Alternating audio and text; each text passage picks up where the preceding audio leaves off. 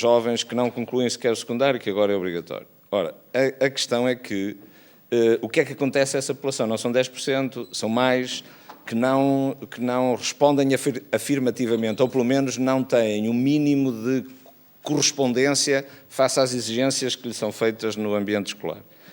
Porque basta ter 10, não é? Portanto aqui trata-se mesmo do mínimo.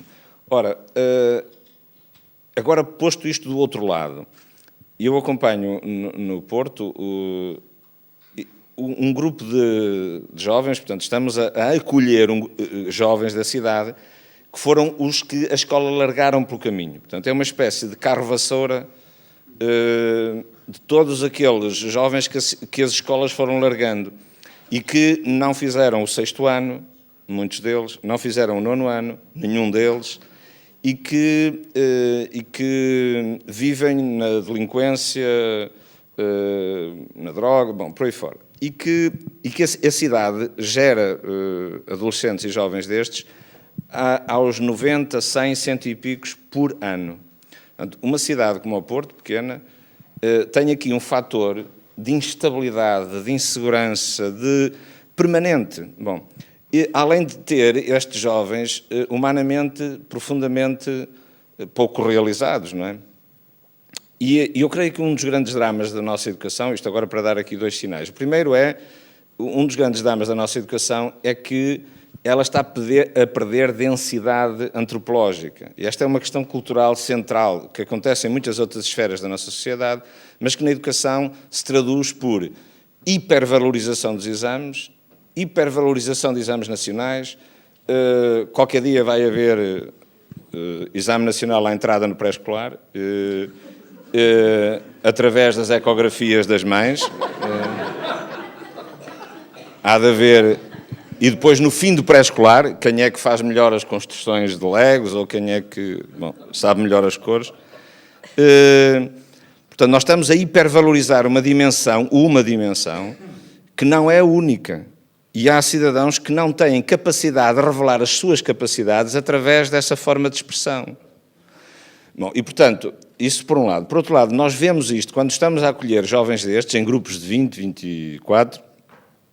Estamos a perceber, vamos buscá-los aos bairros, eles já não estão na escola há 1 ano, 2 anos, 3 anos, e esses jovens dizem sim a uma proposta socioeducativa que lhes é feita. Dizem sim, e vêm, e estão com gosto, e estão altamente motivados nas propostas que se lhes faz. Mas são outras propostas socioeducativas, não são o mainstream que lhe é dado na escola, habitualmente. Portanto, e nós diríamos, mas esses nunca, para esses cidadãos, nunca. Não, para esses cidadãos, sim. Se lhe dermos uma boa proposta socioeducativa, se lhes dermos espaço, tempo, que é uma coisa que a escola cada vez tem menos, é uma laranja mecânica altamente fabril, por causa exatamente também, nomeadamente por causa dessa febre dos exames. Tudo isto, digamos, nós temos que pensar um bocadinho, se queremos mesmo uma sociedade democrática, profundamente aberta a todos e à realização de todos e de cada um, tem que ter uma diversidade, uma amplitude de respostas muito grandes. E estes jovens aderem como qualquer outro, como o aluno de 20 que vai para a medicina. Exatamente da mesma maneira. Só acrescentar uma coisa muito brevemente, antes de... exatamente a propósito disto, gostava de relatar uma experiência recente que nós tivemos. O Ministério da Solidariedade, Emprego e Segurança Social é um dos fundadores da Associação da Metropolitana. Quer dizer que é uma das entidades que todos os anos contribuem com um determinado quantitativo para o funcionamento da associação. E no plano de contrapartidas que existe, no ano passado propusemos o Instituto do Emprego e Formação Profissional fazer uma série de ações para formandos, seja lá isso o que for. Bem, para formandos nós achámos que eram pessoas que estavam a fazer, de facto, formação e tal. Não. São, em grande parte, ou na sua esmagadora maioria, gente retirada do circuito, ou gente que ficou para trás e, portanto, fora do circuito, etc. Bom, nós começámos por fazer uma ou 2 sessões, e depois queriam sessões que durassem 4 horas. Imaginam, para formar uma coisa com 4 horas. Bom, lá mobilizámos os músicos, os professores de música, etc. E fizemos uma primeira sessão, e a primeira sessão também foi terrível, porque o Instituto de Emprego nos apresentou, salvo erro, 75 pessoas para serem formadas. Quer dizer, 75 pessoas para serem formadas só numa formatura mesmo, porque de outra maneira não é possível nenhuma ação consequente para 75 pessoas ao mesmo tempo, sobretudo num domínio prático como é o da música. Bom, e andámos um bocado à volta daquilo, porque aquilo não funcionou bem, de facto, as pessoas saíram chateadas. Chateadas é o termo, coisa que foi uma amassada. Os próprios formadores, as próprias pessoas que estavam a fazer a sessão, porque percebe-se isso, sentiram que aquilo não estava a passar, que não, pensou-se muito sobre isso e resolvemos propor, em primeiro lugar, que as formações fossem reduzidas a grupos de 25 pessoas, para começar, não é? Para tornar aquilo manuseável, não é? 25 pessoas. Alterou-se completamente o programa. E tornou-se central na ação de formação uma coisa chamada, uma professora de percussão corporal. Bom, a percussão é, como sabem, um conjunto de instrumentos que faz parte da formação musical, é um conjunto muito importante de instrumentos, porque são muitos instrumentos diversos. Nós temos a ideia, percussão, isso são os tambores. Não, tambores não há. Há diversas coisas, há tímpanos, por exemplo, mas há muito mais coisas que vão até à marimba, que é também um instrumento de percussão. Bom, e então a percussão é muito importante e o que é que nós arranjámos? Arranjámos uma professora de percussão corporal. O que é que isto quer dizer? O que a senhora faz música com o seu próprio corpo, percutindo diversas zonas do corpo, de formas diferentes, etc. O sucesso foi tal que no final vieram-nos propor formarem dentro da Metropolitana um grupo de percussão corporal. Bom, este é um exemplo evidentemente extremo e é um exemplo excepcional, mas vai um pouco ao encontro disto, ou seja, para encontrar formas, eu acho mais importante encontrar formas originais para captar a atenção desses do que formas muito originais para captar a atenção dos outros 70%. Porque aí é que eu tenho sempre a sensação que se estão a desperdiçar recursos, energias, etc., para pessoas que em si já são um campo fértil ao qual se pode deitar a semente. Não é necessário inventar tecnologias novas para isso. Para estes, de facto, para os que ficam de fora do sistema, é que eu acho que uns cursozinhos de percussão corporal, não sei porquê. Só nesta continuação, eu, pela minha atividade em termos científicos, eu trabalho com doenças infecciosas e trabalho especificamente com malária e, portanto, tenho um grande contacto com países em vias de desenvolvimento, portanto, com países em África, na Índia, na América do Sul e com muitos investigadores e com muitas populações desses países. E depois há muita investigação no norte de toda a Europa e na América do Norte nestas áreas. Portanto, os meus colegas são todos disso. E acabo por viajar um bocadinho de norte a sul. E eu acho que a grande diferença entre isto tudo é só se prende nisto. É se a sociedade é capaz de... A proporção que é atingida pela educação na sociedade. No fundo, faz a diferença entre os mais pobres e é gradual. É gradual, é completamente, tenho quase a certeza proporcional. Nunca fiz nenhum estudo, mas tenho quase a certeza que é proporcional. Nós o que temos é, em determinado tipo de países, temos meia dúzia de pessoas que são fantásticas e fazem a diferença e, portanto, são super pessoas, porque obviamente que naquelas condições tiveram que o ser para o conseguir fazer e, portanto, são fantásticas e depois vamos gradualmente por aqui acima e depois temos no final, é verdade que às vezes se torna um bocadinho aborrecido, mas todos parecem ser super bons. Todos parecem ser super bons. Não há assim ninguém assim que faça assim... provavelmente mas é verdade, às vezes parece um bocadinho aborrecido e eu ano passado tive uma experiência porque eu fui da Dinamarca, que estive uma semana com um colaborador meu e depois tive uma visita ao Brasil apenas por 48 horas. E na Dinamarca, estive lá, como estive lá uma semana, estive lá com um colaborador médico, etc. Eu saí de lá a pensar assim, porquê é que estes tipos são tão bons? Não consigo compreender, porque eles são assim um bocado em urros, não é? Como se diz na nossa terra, quer dizer, são pessoas normalíssimas. Quer dizer, o que é que faz destes tipos no global ser tão bons quanto, com toda a franqueza em Portugal? Eu conheço investigadores que eram melhores do que aquele grupo. Quer dizer, o que é que faz estes tipos no global serem tão melhores que nós? E esta pergunta ficou-me ali na cabeça, porque naquela semana vi aqueles alunos de doutoramento, é tudo a média muito boa, ou seja, não há lá em baixo, mas não é... Também não vi assim nada de muito extraordinário. O que é que faz deles ser tão bom? Fez-me questionar isso. E depois, eu tive uma visita ao Brasil, que foi assim uma coisa ridícula, com um amigo meu tinha-me feito um convite para eu ir a um congresso ao Brasil. E nós tínhamos sido colegas em Nova Iorque, e ele agora trabalha no Brasil, e tinha-me dito, Maria, um ano antes, Maria, telefonou-me um dia, vou organizar aqui um congresso e queria pôr o teu nome, mas ainda não é certo que o congresso vai acontecer. Porque isto, ainda temos que ir arranjar o dinheiro, não sei o que, mas eu já tenho que ter os nomes antes, mas não te posso prometer quando é que se vai acontecer e quando vai acontecer. Eu disse, pronto, também se precisas de usar o meu nome, usa o meu nome, não sei o quê, mas não te esqueças depois de me dizer, não é? Porque depois as coisas são... Pronto, não aconteceu nada, não ouvi do Oscar, que ele chama-se Oscar, não ouvi do Oscar nada durante um ano. Um dia chegou ao laboratório, tenho no meu gabinete já 3 bilhetes, Oscar telefonou com muita urgência, Oscar telefonou, é preciso mesmo falar contigo hoje. E eu pensei logo, isto deve ter a ver com o congresso. Ele telefonou, Maria, recebemos ontem a notícia, temos o dinheiro, agora temos de ter 4 semanas para organizar o congresso. Estás a gozar comigo, quer dizer, eu tenho uma visita à Dinamarca, que era a tal semana, mesmo na semana anterior, e ainda vou à África do Sul, entretanto, portanto, não estás a gozar, Maria, mas agora tem que ser, porque senão perdemos o dinheiro todo e não sei o quê, e eu disse-lhe, pronto, olha, deixa-me pensar, e pensei assim, vou arranjar maneira de os organizadores dizerem que não. Então, o que eu fiz foi, eu tenho que ir num dia e vir no dia seguinte, porque tinha coisas, portanto, eu arranjei isto, mas tinha coisas, e a viagem ficava tão cara que ele disse, eles vão-me dizer adeus, não é? Pronto, obrigadíssima.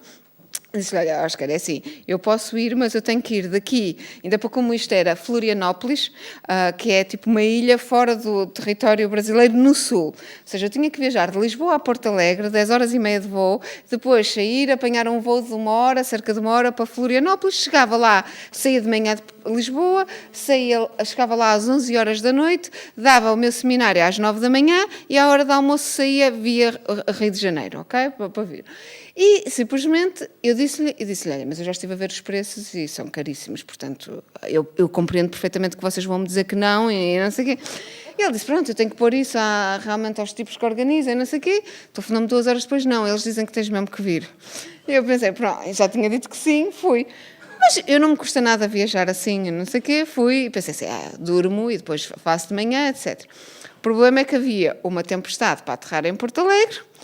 E, quando estávamos a aterrar em Porto Alegre, o aeroporto fechou, tivemos que ir para São Paulo, que ainda é tipo 1 hora de voo, para trás. Só que o aeroporto de São Paulo estava tão cheio, porque havia tempestades ali naquela zona, que aterramos no aeroporto de carga de São Paulo.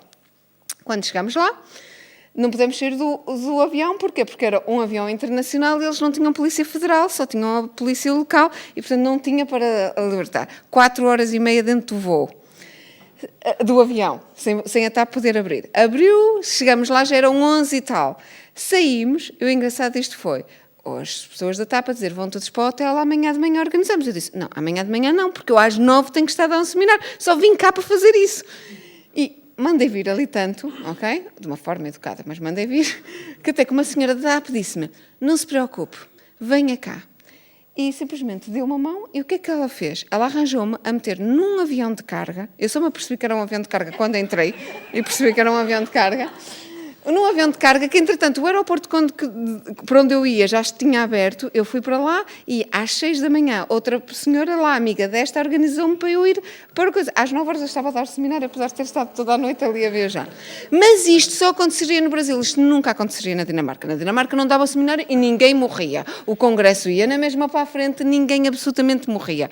Porque está preparado para funcionar, mas funciona para todos. Ou seja, toda a gente sabe qual é a sua função na sociedade. No Brasil, a verdade é que meia dúzia de espertos... Quer dizer, esta senhora fez-me um favor, portanto, ela também se ouvisse, ficava chateada. Mas é verdade, nós somos... nós safamos-nos. E, portanto, ela safou-me, eu safei-me com ela, que também sou da mesma cultura. E, portanto... Mas a verdade é que isto não funciona. E como é que funciona ainda pior para um país como Portugal? Porque nós só somos 10 milhões, ou menos 10 milhões agora. E aí é que está. É que se nós desperdiçarmos 20% ou 30% da população, porque nunca chega nada a eles, estamos completamente perdidos como um todo. Porque simplesmente não temos massa crítica suficiente. E eu acho que essa é a grande diferença. Quem é que quer fazer perguntas? Que eu suponho que há perguntas. Está ali a Teresa. Vocês têm consciência de que isto é uma sessão fantástica, não é? Estes três. Eu gostaria de agradecer muito, porque acho que está a ser mesmo muito interessante e estão a tocar em temas que são mesmo importantes de nós debatermos e que debatemos pouco. E gostaria de pegar um bocadinho no que disseram antes, logo ao princípio, que falaram mais da questão da criatividade e da criatividade como uma forma de mudar, da inovação, como uma forma de inovar e de mudar as coisas, e isso é importante tanto na cultura como na investigação, mas vem da educação. Depois voltou-se a falar muito da educação, porque eu acho que realmente, em grande parte, deverá vir da educação. E eu gostava de questionar, eu vivi na Dinamarca muitos anos, e tenho os meus filhos são meios dinamarqueses, e assim, portanto, achei graça agora falar da Dinamarca, porque realmente é o meu exemplo de como é que a educação deveria ser nas escolas. E gostava de questionar porque é que não se consegue fazer qualquer coisa que aproxime isso, porque é verdade que os dinamarqueses são assim, são todos bons, mas também há pessoas que se destacam realmente. E eu também acho que às vezes é um bocadinho chato serem todos bons, porque eles são muito convencidos deles próprios.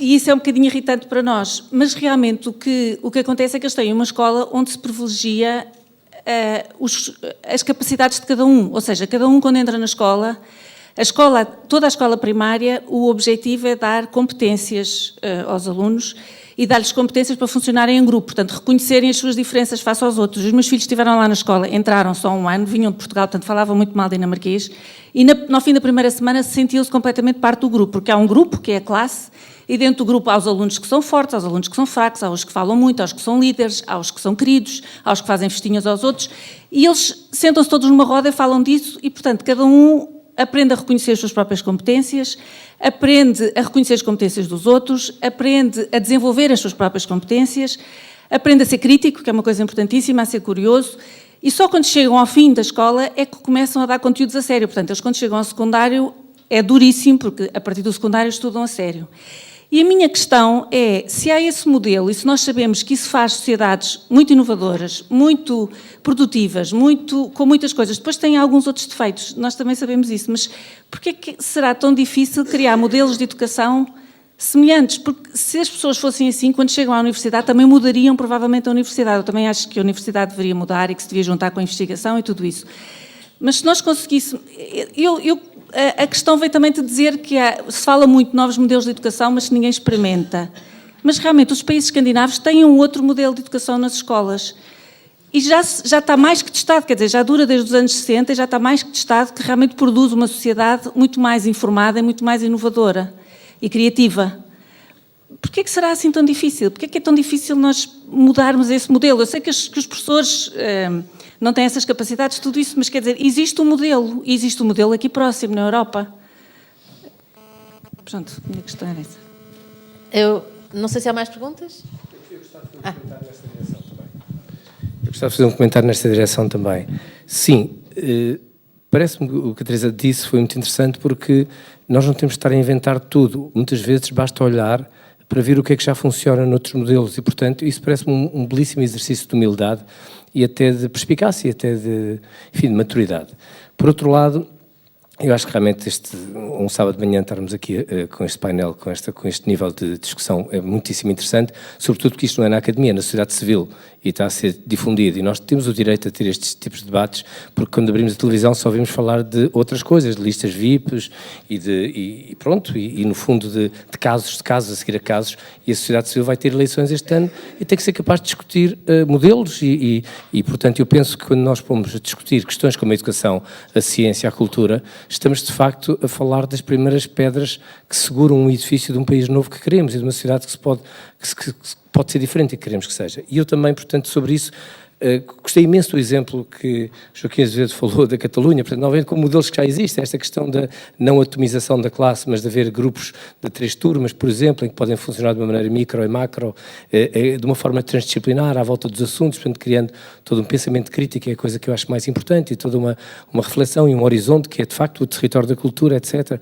Gostava também de levantar aqui outra questão, que é, e perguntar-vos, porque, no fundo, são especialistas destas áreas, esta questão também da criatividade na escola e da cultura na escola, a presença, o próprio ensino artístico como uma disciplina, parece muito importante. A questão da mediação de ciência na escola, é super cool ser cientista hoje, talvez a seguir a ser futebolista. Quando perguntam aos miúdos, já querem ser cientistas também. Até aí a ciência fez alguma coisa, já criou, já pôs não é? Acho que isto é interessante, e acho que por aí, pelo tal sistema motivacional, gostava de vos ouvir falar um bocadinho sobre esta questão do sistema motivacional, porque também têm 3 filhos e sei que eles só são bons quando estão motivados.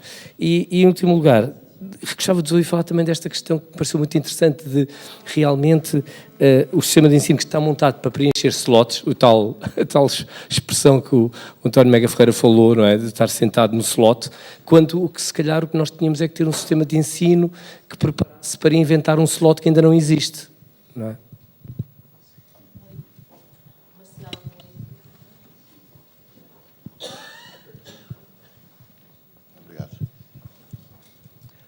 Bem, isto é pano para mangas. Vou tentar ser breve porque sinto-me completamente provocado em várias das coisas que aqui foram ditas. Sinto-me provocado, quer dizer, sinto que nos estamos a provocar.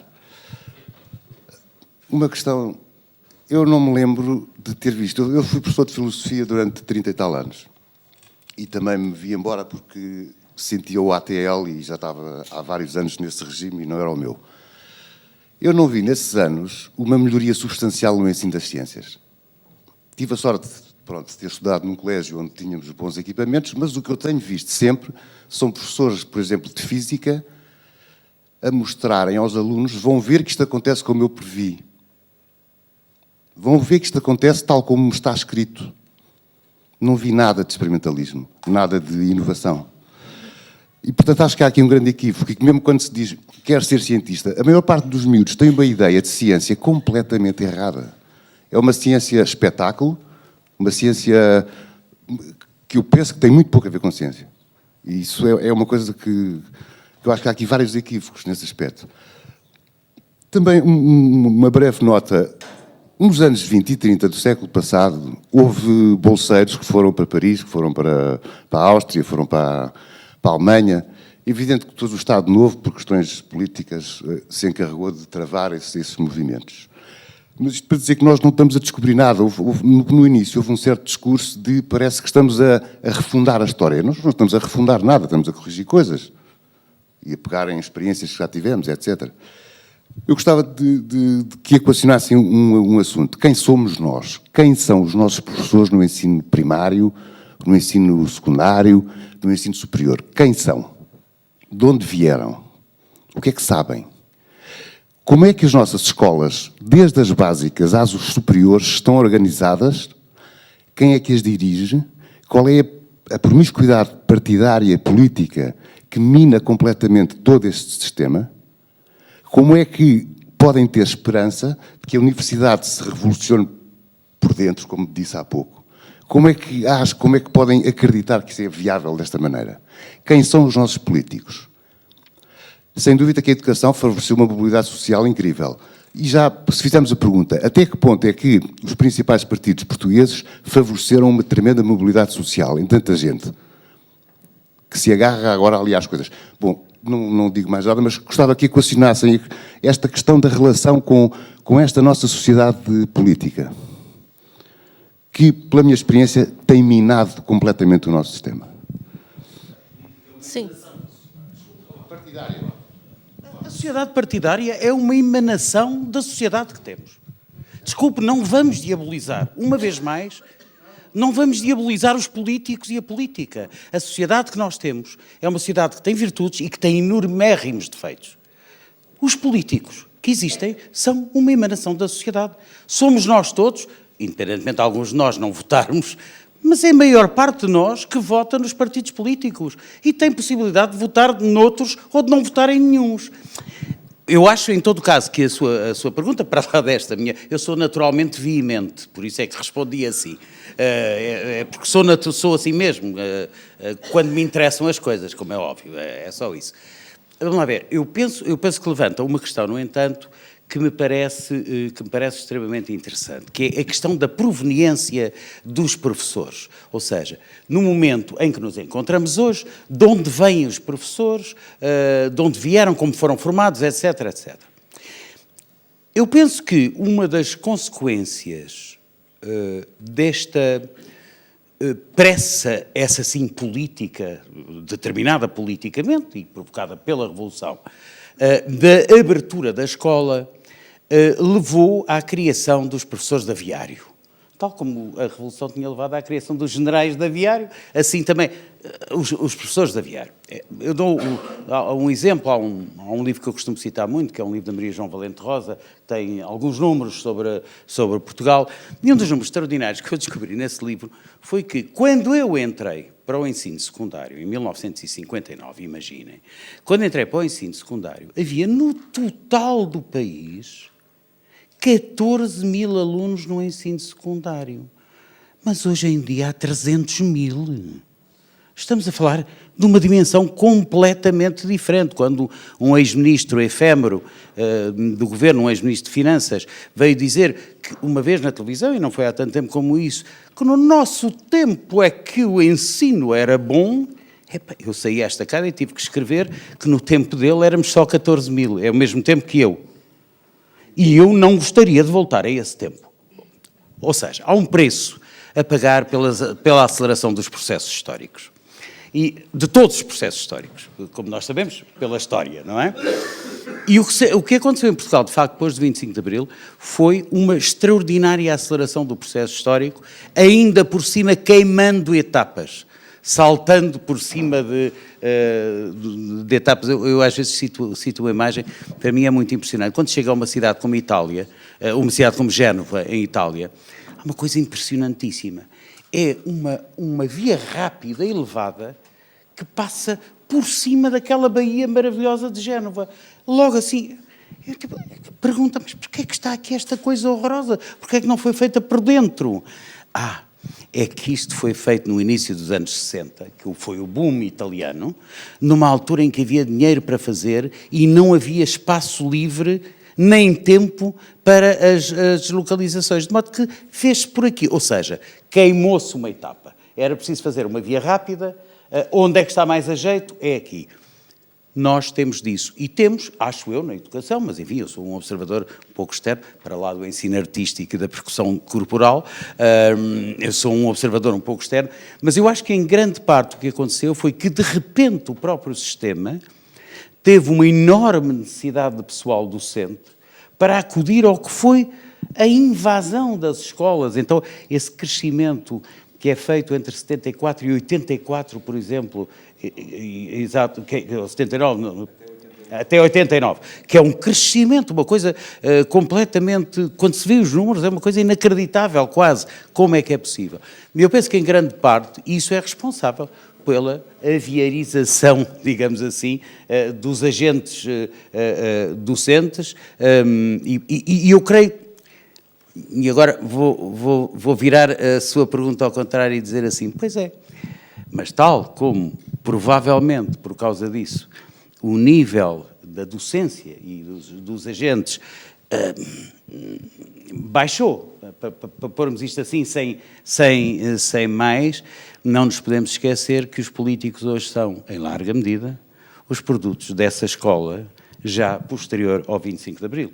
Já não há no ativo professores políticos, ou poucos, formados antes do 25 de Abril. Todos eles, ou um grande número deles, foram formados depois do 25 de Abril. Ou seja, de alguma forma, o juízo crítico que nós fazemos sobre os políticos que temos, genericamente considerados, também tem que levar em linha de conta, e por isso é que eu lhe dizia, os políticos são uma emanação da sociedade. Até historicamente, a geração de políticos que nós temos agora é uma geração que é de aviário, nesse sentido. De aviário, nesse sentido, é uma geração de aviário. É uma geração de aviário nesse sentido. Agora, também vale a pena considerar que estamos todos na mesma capoeira. Posso dizer uma coisa? Em relação à pergunta de realmente se já há sistemas que funcionam, e eu aí também sou como observadora, eu também, é a mesma coisa que na ciência, eu não consigo compreender como é que as pessoas têm tendência a reinventar a roda. Não é preciso, a roda foi inventada, podemos melhorá-la, podemos fazer pequenas alterações, mas a verdade é que funciona lindamente e deve ser usada. E isso realmente para mim também me custa imenso perceber como é que há sistemas que funcionam melhores que o nosso, pelo menos, e nós não os implementamos. E nós muitas vezes vemos, estava a dizer anteriormente, que não são sistemas de grande experimentação, mas às vezes fazem-se grandes alterações que, assim, pelo menos para fora, não há uma grande explicação porque é que essas alterações foram feitas, quando parece haver sistemas que parece que funcionavam muito melhor e que seriam muito mais fáceis de aplicar.